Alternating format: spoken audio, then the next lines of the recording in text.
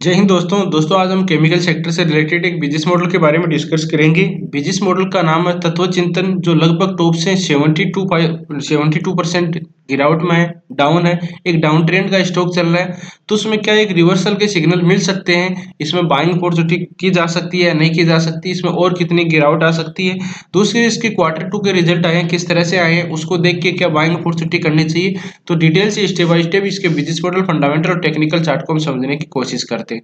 चलते हैं दोस्तों टेक्निकल चार्ट के। इससे पहले आरती इंडस्ट्री, टाइटन शेयर और इंडिगो पेंट के बारे में डिस्कस किया। स्टॉक में पहले से इन्वेस्ट हो, फ्रेश बाइंग करना चाहते हो, कम्युलेट करना चाहते हो, तो इन वीडियो को देख के डिसाइड कर सकते हो कि कब और किस तरह से बाइंग अपॉर्चुनिटी करनी चाहिए, किस तरह से चार्ट को अप्रोच देना चाहिए, किस तरह से अपने को टॉप पे बाइंग अपॉर्चुनिटी से बचना चाहिए, अपने को रिवर्सल सपोर्ट पर बाइंग अपॉर्चुनिटी करनी चाहिए, टॉप पे प्रॉफिट बुकिंग करना चाहिए। तो उसके बारे में डिस्कस किया है, तो देख सकते हो। अब चलते हैं टेक्निकल चार्ट पे। ये इसका तत्व चिंतन का वीकली टाइम फ्रेम का चार्ट है। आप देख सकते हो कि आईपीओ आने के बाद में इसमें लगातार ही गिरावट दिखाई दे रही है, कोई भी अच्छा मूवमेंट नहीं आया। यहाँ देखिए टॉप लेने के बाद में ये कंसोलिडेट हुआ, कंसोलिडेट के बाद में लगातार इसमें गिरावट आ रही है। डाउन ट्रेंड है, डाउन ट्रेंड में lower top lower bottom pattern बन रहे हैं। डाउन ट्रेंड का इस तरह से सिग्नल होता है, lower top lower bottom pattern बनते हैं। एक टॉप ले लिया, एक बॉटम ले लिया तो नीचे आता है, तो लोअर हो जाता है, लोअर होता है, लोअर लोअर लोअर टॉप होते हैं, बॉटम लिया तो lower bottom, lower bottom, lower bottom, इस तरह से डाउन ट्रेंड के सिग्नल होते हैं।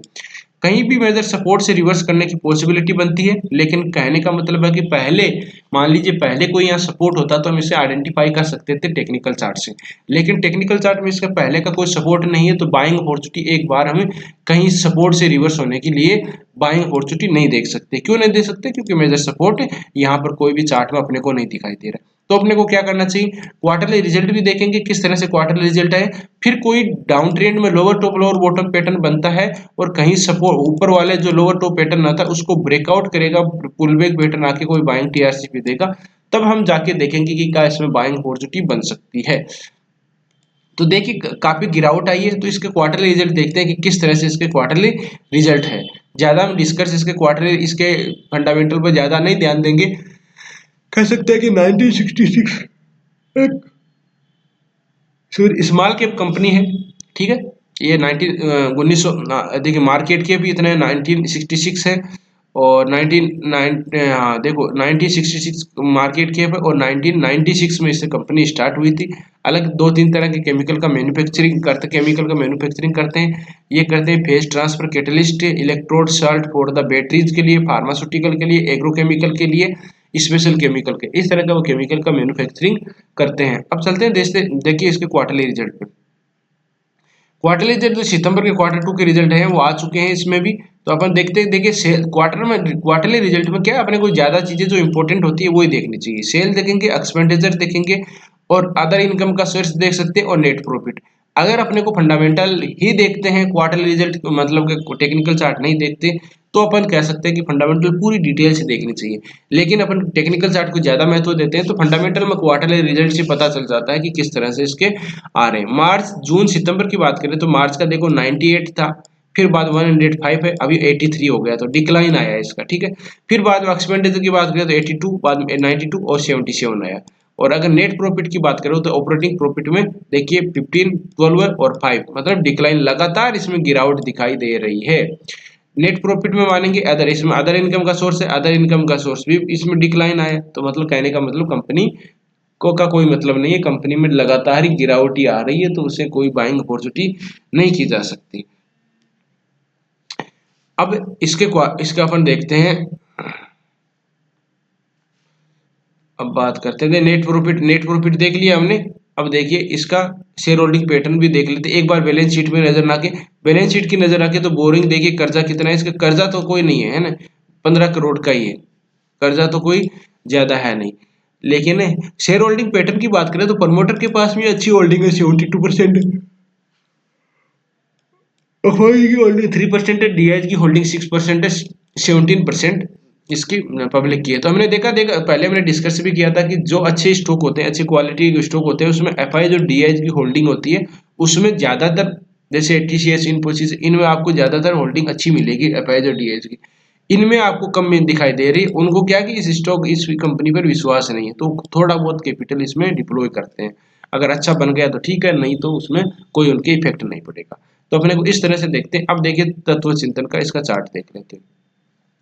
एक बार भी डाउन ट्रेंड में lower top lower bottom pattern बने हैं तो कहीं भी बाइंग अपॉर्चुनिटी नहीं बनी है। आप देख सकते हो कहीं भी इसमें बाइंग अपॉर्चुनिटी नहीं दिखाई दे रहा, कोई भी बाइंग अपॉर्चुनिटी इसमें नहीं दिखाई दे रहा, बाइंग अपॉर्चुनिटी नहीं दिखाई दे रही। अब इसके लोअर टॉप पैटर्न है, इनको ब्रेक करेगा तभी अच्छा मूवमेंट आएगा, पहली चीज तो। अब देखो यहाँ पर इसने एक और सपोर्ट बना लिया है, सपोर्ट के बाद में रेजिस्टेंस बनाया, ये एक यहाँ पर इसका जोन बन गया है, ठीक है। पहली चीज तो ये अपने को जोन ये इसको पार करेगा, लगभग कितना है 1100 के लगभग है, ठीक है। 1100 को एक बार ब्रेकआउट करेगा तब अच्छा मूवमेंट आएगा, नहीं तो इसमें कोई मूवमेंट आने वाला फिलहाल नहीं है, ठीक है। अब मेजर सपोर्ट कहाँ तक आ सकता है, कोई भी इसका आइडेंटिफाई नहीं कर सकता क्योंकि इसका मेजर कोई सपोर्ट है नहीं। तो डाउन ट्रेंड में अब बाद में एक ट्रेड लाइन भी ड्रॉ कर लेते हैं। ट्रेड लाइन भी इसको किस तरह से, ये ट्रेड लाइन भी इस तरह से आपको ये दिखाई दे रही होगी, देखो ये इस तरह से ट्रेड लाइन है। दूसरे में एक मूविंग ट्रेड लाइन तो थोड़ा सी सही सेट नहीं हुई है ना, एक सेकेंड इसको देखते हैं। ये देखिए इस तरह से इसको यहाँ से ऊपर की तरफ ब्रेक किया था, लेकिन इस स्ट्रेट लाइन को बार बार रेजिस्टेंस मिला है इसको। स्ट्रेट लाइन को ऊपर की तरफ ब्रेकआउट पुल बैक पैटर्न देगा तभी अच्छा मूवमेंट पॉसिबिलिटी है यहाँ पर, और हमारा ये जो लो है लोअर टॉप पैटर्न वो भी है। अब देखिए मूविंग एवरेज, ये अपन देखते हैं इसकी 20 मूविंग एवरेज को मैंने देखा था शायद, 20 मूविंग एवरेज को इसने ये सब बार बार रेजिस्टेंस ले रहा है, ठीक है। मूविंग एवरेज ले लेते हैं इसमें, क्योंकि कभी कभार क्या होता है मूविंग एवरेज अच्छा सपोर्ट काम करती है ना। अब देखिए 20 मूविंग एवरेज का इसने बार बार रेजिस्टेंस लिया है, यहाँ पर देखो यहाँ पर रेजिस्टेंस लिया है, ये रेजिस्टेंस लिया है, तो एक 20 मूविंग एवरेज का बार बार रेजिस्टेंस मिल रहा है, तो इसको ब्रेकआउट करेगा, प्राइस सस्टेन होगा, ब्रेकआउट के बाद full back pattern buying TRC पे देगा तब अच्छा मूवमेंट और आने की पॉसिबिलिटी बन सकती है। तो इस वीडियो का कंक्लूजन निकालें, देखिए अभी प्रेजेंट टाइम में इसमें कोई भी अच्छा चार्ट नहीं है, नीचे की तरफ गिरावट ही दिखाई दे रही है, तो बाइंग अपॉर्चुनिटी का नहीं है। इसीलिए बोलते हैं कि कभी भी स्टॉक आता है तो बाइंग अपॉर्चुनिटी को अपने को बॉटम पे करनी है, किस तरह से लोअर टॉप लोअर पैटर्न को ब्रेकआउट करता है, किस तरह से चार्ट को सपोर्ट रेजिस्टेंस कहाँ से मेजर पहले का सपोर्ट होता तो अपन बाइंग करते थे, फिबोनाची रिट्रेसमेंट हम लगा के देख लेते, लेकिन इसमें अब लगाएं कहाँ, यहाँ पर तो कोई ऑप्शन भी नहीं है।